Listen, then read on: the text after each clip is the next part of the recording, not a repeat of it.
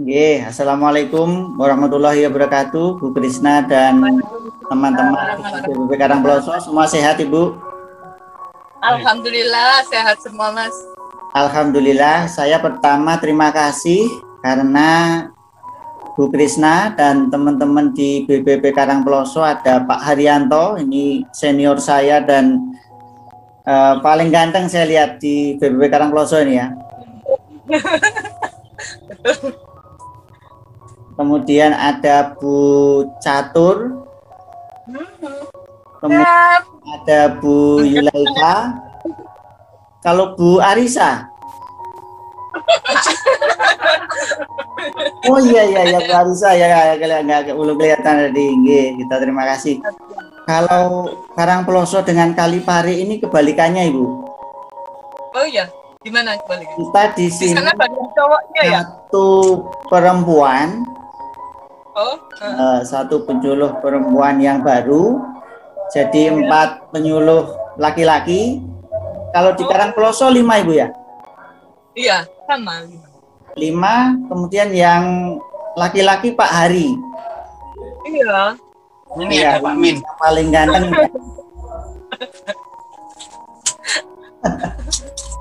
Oke, berarti kuali aneh Mas ya? Ya Ibu. Program kita ini adalah dengan yang mungkin bisa dikatakan bahan obrolan Ibu ya. Optimisme dan kiprah Balai Penyuluhan Pertanian BPP di tengah pandemi COVID-19. Kalau di Karangploso zona hijau Ibu nih. Zona hijau. Hijau mau kuning ya? Kalau hijau enggak sih? Hijau, mudah-mudahan hijau Ibu nggih. Enggak hijau. Pernah sempat merah hijau juga malah. Dulu di awal-awal sudah sempat merah kita. Oh, nggih. Kita kuning. Mungkin kalau sekarang sudah agak ke arah kuning mungkin ya. Nggih. Bu Krisna, dulu kalau tidak salah mau mencoba untuk giat menulis. Gimana Bu Krisna? Perkembangannya menulis dan konon mau menerbitkan buku juga ini. Iya itu Mas. Seneng sih sebetulnya menulis, cuman ya itu moodnya itu loh Mas, datangnya nggak tentu. Kalau lagi mood bisa bikin tulisan banyak, tapi kalau enggak bisa cutinya panjang juga gitu Mas. Mungkin karena mungkin karena aktivitasnya sangat banyak dan padat selaku koordinator, jadi harus pergi ke sana kemari, ya kan, harus mendatangi banyak lokasi, jadi sehingga tanggung jawabnya juga sangat besar nggih Bu Krisna nggih. Ya seperti itulah koordinator ya. Ya alhamdulillah sekarang sudah tidak lagi merangkap Mantri Tani, jadi sudah banyak berkurang sih. Pada waktu itu masih merangkap, waduh luar biasa. Itu berapa tahun Bu Krisna? Merangkap itu berapa tahun? Nggak sampai, ya setahun. Tapi kemarin bisa nggih, 2020 itu bisa nggih? Bisa. Luar biasa Pak Hari, ini kita patut berbangga ini karena koordinator plus Mantri Tani plus penulis. cuman ya itu loh Mas Kis, belum bagus, nggak kayak tulisannya jenengan yang sudah tertata bagus. Kalau saya kan asal muncul di kepala saya keluarkan gitu aja Mas. Bukan, saya yang baca tulisannya jenengan yang waktu ada Pak Abah Kasturi yang peletakan batu pertama apa itu? Itu sangat bagus Ibu. Saya sampai baca 2-3 kali itu. Wah ini luar biasa. Nah ini nanti bisa menjadi penulis fenomenal ini.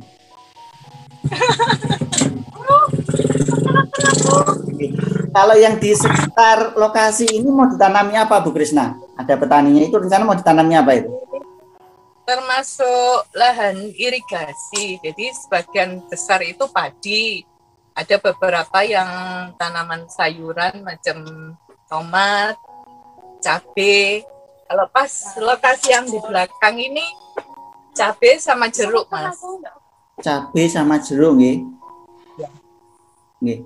Itu termasuk komoditas unggulan utama di BPP Karangploso, Bu Kris? Iya, betul. Jadi potensi tanaman cabai di sini dalam setahun bisa sampai berapa? Sampai 500 hektar. 1 tahun bisa 500 hektar, nggih, aneka jenis cabai, nggih. Iya. Dan saya lihat waktu itu Bu Krisna, yang kalau tidak salah pas harga cabai yang agak drop, kemudian membuat kreasi apa istilahnya, kemudian dikeringkan. Cabai kering, ya. Ya, cabai kering. Kemudian waktu itu kalau tidak salah ya, ada Bu Catur, Bu Arisa, Bu Yulaika itu sedang memilah-milah cabai.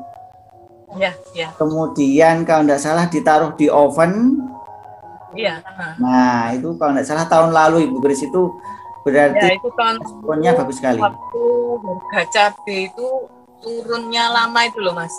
Sampai harga 6.000 atau 8.000? 4.000 ya waktu itu. Iya, sampai 4.000. Gitu. Jadi kan itu kan awal-awal pandemi kalau nggak salah ya. Iya. Awal pandemi itu kan barang tidak bisa keluar.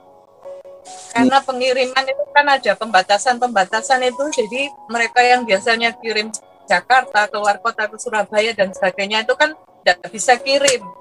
Makanya harganya jatuh waktu itu petani panen, tapi barangnya tidak laku. Makanya kami berusaha mencarikan jalan keluar meskipun tidak bisa banyak yang diserap, tapi kami cuman berusaha menginisiasi, barangkali mereka ada yang tertarik untuk sampai ke tahapan sana. Kalau kemampuan BPP sih ya cuman sebegitu, kayak gitu, Mas. Oke.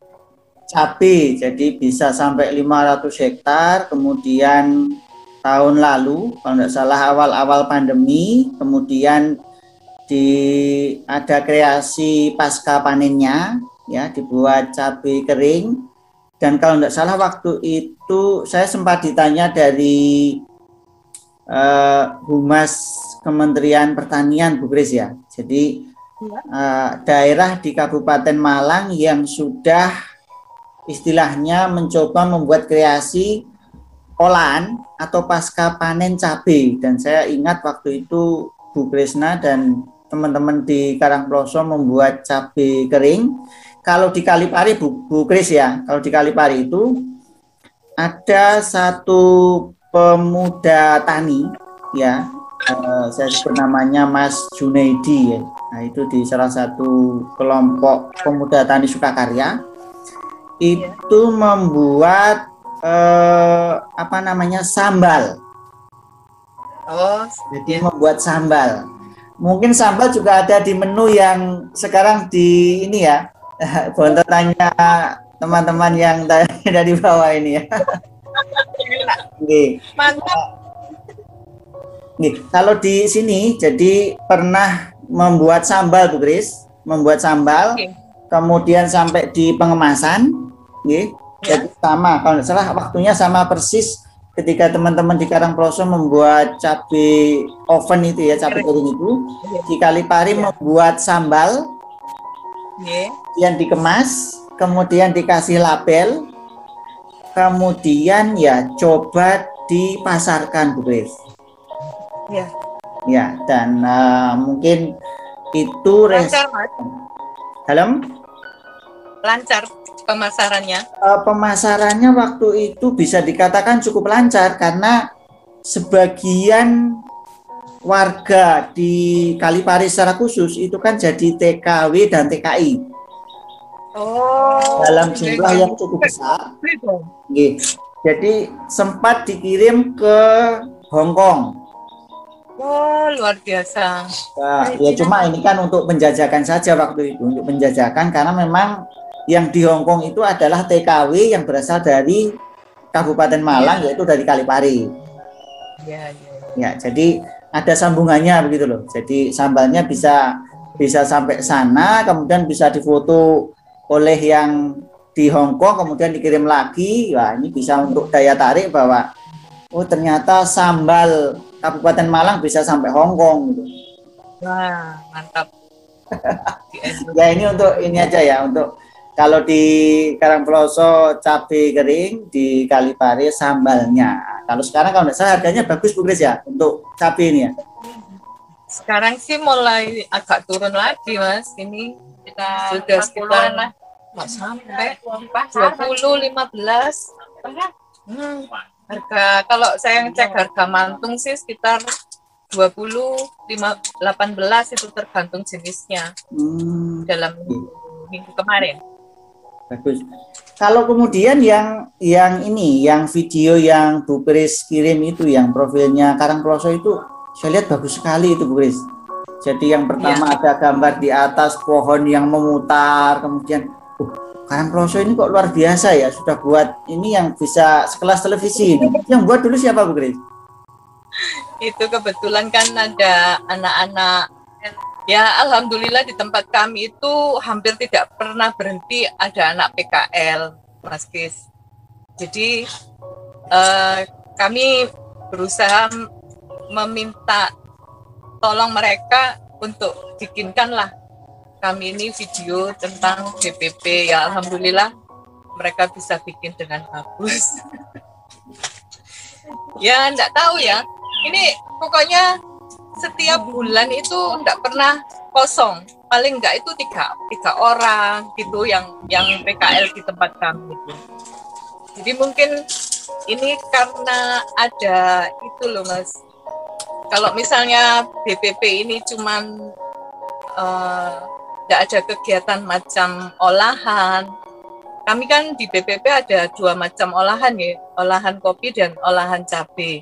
Nah itu yang jadi daya tarik mereka untuk PKL di tempat kami, salah satunya itu sih. Jadi alhamdulillah di tempat kami tidak pernah kosong, bahkan pernah sampai dari 4 perguruan tinggi itu bersamaan waktu itu sampai 12 anak ya. Dalam satu waktu yang sama itu 12 anak yang PKL di tempat kami, ya ramai sekali. Alhamdulillah Bu Kris, berarti kalau dari yang Ibu Kris sampaikan tadi, BPP-nya tidak pernah sepi, silaturahimnya kuat, hubungannya bagus, kemudian dari perguruan tinggi juga selalu banyak yang PKL. Ini kan sejalan dengan topik yang coba kita angkat ini Bu Kris ya. Optimisme gitu ya, dan kiprah BPP di tengah pandemi. Berarti menurut Bu Kris, sejauh mana optimisme Bu Kris sebagai koordinator dan juga dengan teman-teman di BPP Karangploso dengan adanya pandemi itu Bu Kris, sejauh mana optimismenya gitu untuk menghadapi pandemi itu? Ya kalau nanti mungkin teman-teman punya pendapat lain. Kalau dari saya sih dengan adanya pandemi ini peran kita itu lebih dibutuhkan sih kalau menurut saya, karena dengan adanya pandemi itu kan banyak sekali permasalahan-permasalahan yang muncul di luar budidaya seperti itu, seperti yang tadi dicontohkan terputusnya mata rantai pemasaran dan sebagainya. Jadi fungsi kita sebagai penyuluh selain memotivasi mereka, kalau sudah petani sampai mutung, kan sempat viral itu yang hasil panennya dibuang-buang kayak gitu, itu kan nah itu kan peran kita itu dibutuhkan untuk mereka, meredam mereka, bagaimana mencarikan solusi dan sebagainya. Jadi menurut saya pribadi itu dengan tantangan seperti itu kita harus makin kreatif mencarikan solusi buat petani. Kayak gitu sih, mungkin teman-teman punya pendapat lain silakan disampaikan, karena saya ajak semua ini kan bicaranya di BPP ya Mas, jangan saya aja yang bicara, biar teman-teman juga menyampaikan pendapatnya gitu ya, boleh ya Mas ya? Boleh, monggo, monggo, monggo. Atas izin Bu Grace ini. Oh, sing tuwek sik jalene, sing tuwek sik. Loh, Pak Hari belum tua, Bu. Pak Hari ini masih milenial, jangan salah ini. Belum tua, Mas Kis. Nah, memang kalau situasi pandemi seperti ini, kreativitas penyuluh itu sangat diperlukan. Di mana kita ada dibatasi ya untuk bisa bertemu dengan petani. Nah, makanya mulai dari pembentukan grup-grup WA di kelompok-kelompok tani, kemudian di komunitas-komunitas itu juga diperlukan. Kemudian bagaimana menyampaikan inovasi teknologi kepada petani, kemudian mencarikan solusi untuk pemasaran. Misalnya mencari kalau harga cabai 4.000 bagaimana? Tadi Bu Grena sudah matur kalau bisa jadi di inisiasi untuk pengolahan. Kalau mereka tidak mampu bagaimana? Terus kita berusaha mencarikan mitra ya. Misalnya kalau dengan bermitra itu ada perbaikan. Kemudian selain itu juga pemilihan komoditas yang skalanya bisa untuk memenuhi kebutuhan di lingkungan karena pembatasan ya PSBB.